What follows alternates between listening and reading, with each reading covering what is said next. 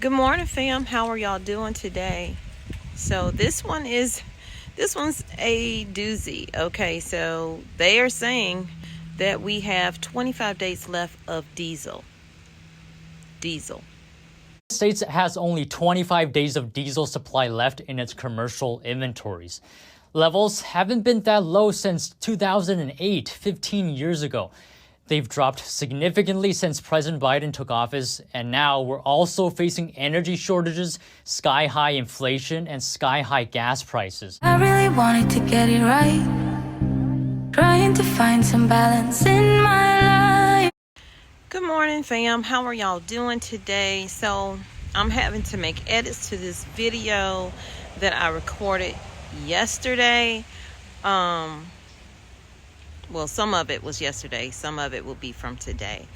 You'll see later where I recorded when I was standing in front of my rabbits, and we were talking about the forced rolling blackouts that are about to take place. This is something that has been floating around the internet for a while now, at least for the past couple of days, because this happened maybe 2-3 days ago. So by now you would have under 25 days left of diesel. The whole biggie in this is that true? Is that where we are with the stockpile? In speaking with my husband, who does drive trucks, I said, have y'all gotten any emails? Have y'all gotten any memos? Because usually when something is about to take place, like when they said that they were running low before of diesel, they got memos and emails sent out to them. He said that he didn't see any. So doesn't mean it's not true, but he hasn't seen any. So I'm going off of what he's telling me, that, so far they haven't said anything to them about there being only 25 days left of diesel. I will say that we have depleted a lot of our stockpile compared to 2008. And this is what a lot of analysts are saying. So, yeah, in that sense, we are low. I think in a rush to get us off of certain fossil fuels and move us towards green energy and onto electric, they did not remember that we are not set up for that. We don't have the infrastructure for that. And in order to do that, that has to be a seamless situation. And what's going on now, it is not. We are still dependent upon fossil fuels. Truckers need diesel. Farmers need diesel. Construction workers need diesel. Freight trains, I believe, need diesel. Planes need diesel. So you get where I'm going with this. You have not changed anything in order to move us off of it. And then you're selling off what we have, and now you're realizing, well, we need this in case of crisis. Well, you're also giving stuff to another country. You are sending natural gases to aid Ukraine. And that is also depleting us as well. So we need to figure some things out here. And then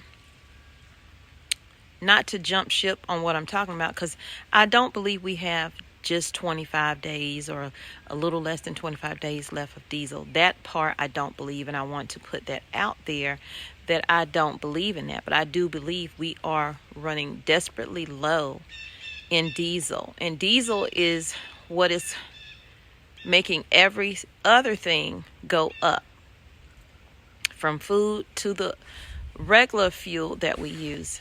Those prices will continue to spike and rise until the demand is lessened.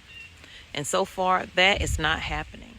I believe the only thing that we have created is a bidding war.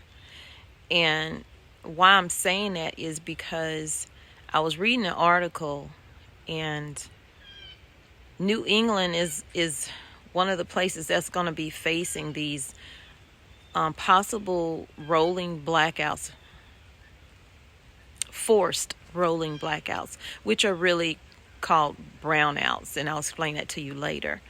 But we are forcing them to be out there bidding against other countries, European countries, who are now looking for another way to get fuel because they've been cut off by Russia.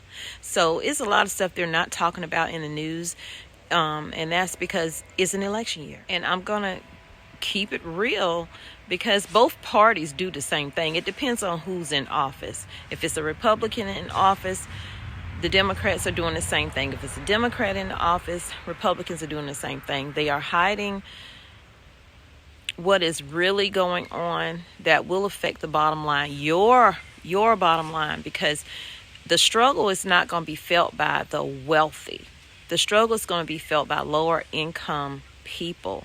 And now even middle class people are starting to feel that pinch and having to budget and not be able to afford food. West Hartford homeowner Sharona Resnick-Kravitz has been paying for oil to heat her home for more than 35 years. I mean, this is New England. It gets cold here. We're cold. Sharona is a widow living on a fixed income. She says before her husband passed away, they shared the bills. Now she is having to make sacrifices.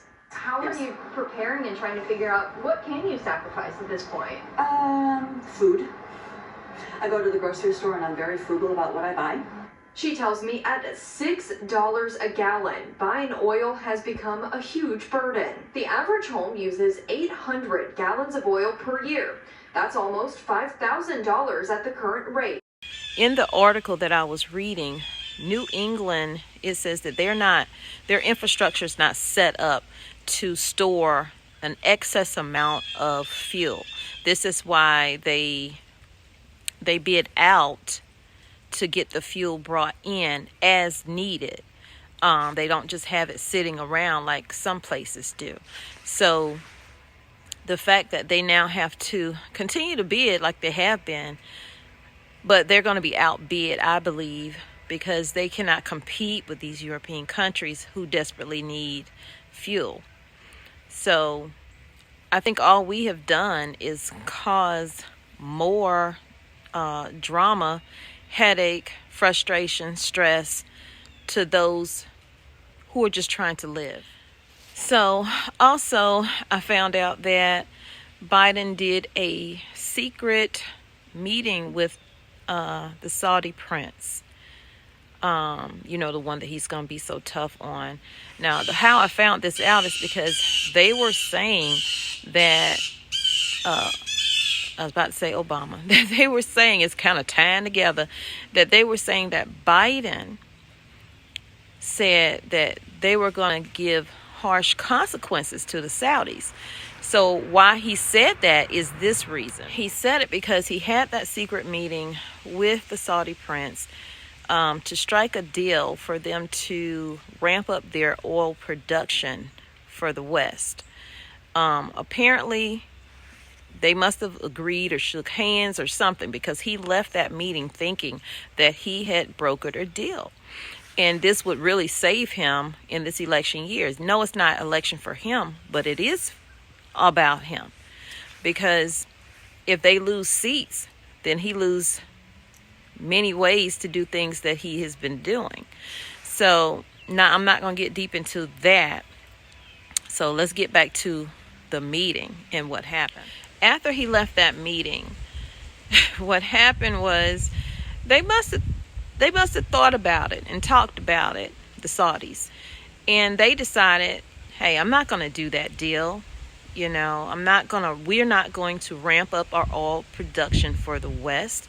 If they're so, and this is my opinion now, if they are so desperate and in need for oil, then why are they giving so much natural gas and things to Ukraine?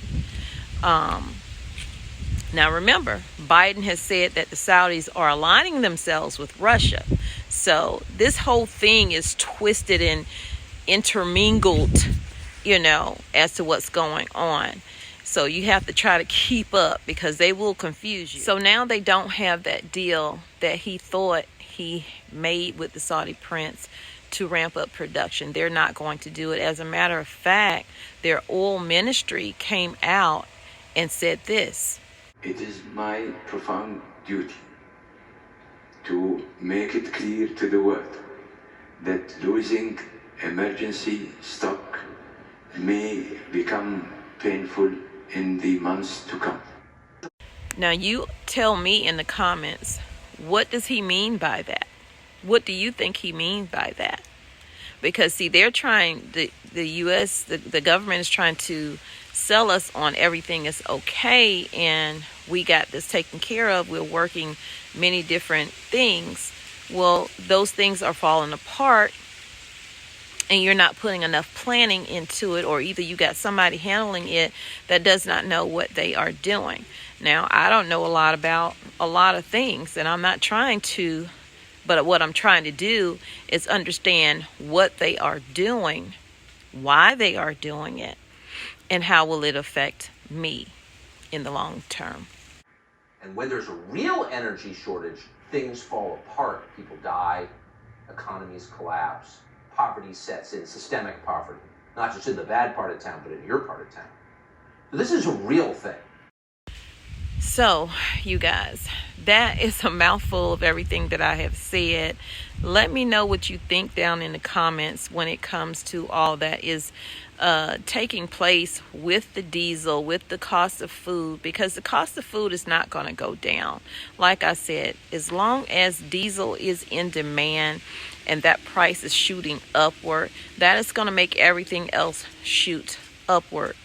And the only people that's going to be out are the low income, and maybe the middle class will now start to feel the pain that others are feeling.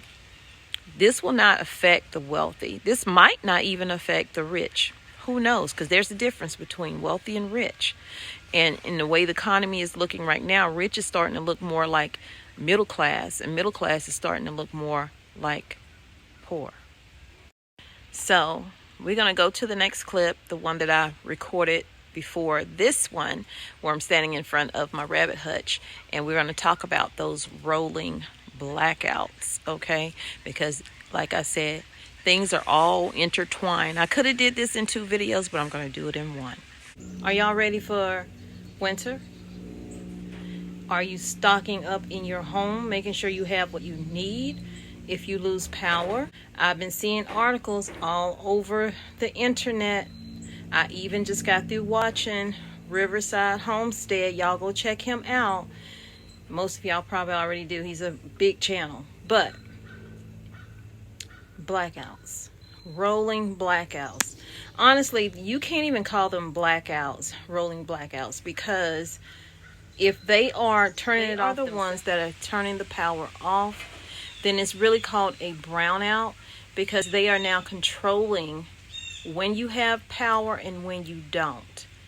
We are struggling our infrastructure, the grid. We are struggling with our natural gas. One, we're still sending natural gas somewhere else. And so we're tapping reserves just so that we have fuel here that's a little bit cheaper, yet it's still kind of high. So those costs are going to go up with natural gas. I have this huge tank out here. We use propane.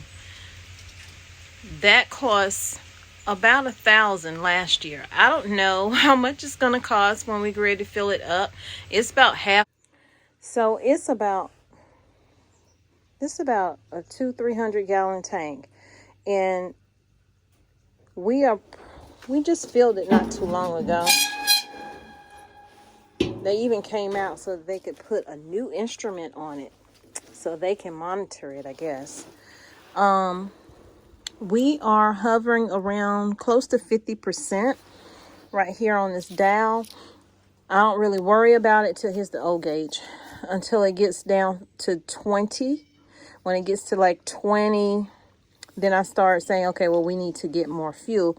Right now we're at 50. I think we'll probably top it off in December, to get us through the winter, because I'm thinking it is going to be a really, really cold winter. So having the necessary items in your home in case this starts happening and they, have a block of time that they're turning the power off. Say they're turning it off usually in the afternoons. It will probably be around 5 o'clock, 4 o'clock until 12 that morning, or later than that. So having those items in your home is going to help you. Do you have extra thick bedding? Do you have thick sweaters? Do you have those things? Do you have a way to light your home? Do you have a solar generator? Also, do you have a gas generator? And do you have the fuel for that? Have you made your own candles? Have you stocked up on the stake lights? The stake lights that you put in the garden, they're solar, and you can bring them in at night and use them. Those are some things you could do. Make sure you add extra lighters, extra matches to your stockpile, because my husband is a smoker. I'm constantly having to add extra lighters because he will go into the stash that's for emergencies, and I guess it's an emergency for him, and not replace it. So if you have people that's using your stash, make sure they're replacing it or that they let you know so you can replace it. Keep accountability number one. Keep your supply list so that you'll know when you go in, you can check off, okay, well, I need to add a few more of this, a few more of that. Get those hand warmers. You can use those in your boots, your tennis shoes, whatever it is you're wearing. You can even put them in your pockets of your jacket just to keep your hands warm. You may want to get a specific room in your home. If it's big enough, take the smallest room and seal that room up, and maybe that might be where you have to sleep during those hours that they have the power turned off. And the power could go out because of weather. Look at what happened in Texas. Look at what happened anytime a storm rolls through. People lose power. And I think some of the worst times to do that is in the winter time. Because in the summer you can take things off and try to get a little cool, but in the winter, freezing to death is a serious thing. So we also have, I got a buddy heater last year, the year before, and we have the canisters of the butane. We also have canisters of propane as well. We have a cooking stove that we can cook on if we need to. Those are just things you need to think about. And right now I'm searching for a wood heater. And I've been finding some, but the prices have been in the thousands. So if you guys know of any that are lower than that, please let me know down in the comments, or you can DM me on my Instagram or whatever. But I do want to get a wood stove in here. This is my thoughts, not my husband's, because he's like, why do we need that? We have a gas fireplace. Okay, but what if we don't have access to that propane? What if we run out and they don't have any more supplies? So these generators were at Sam's Club today, so I wanted to take pictures or video and show you what they look like and how much they cost.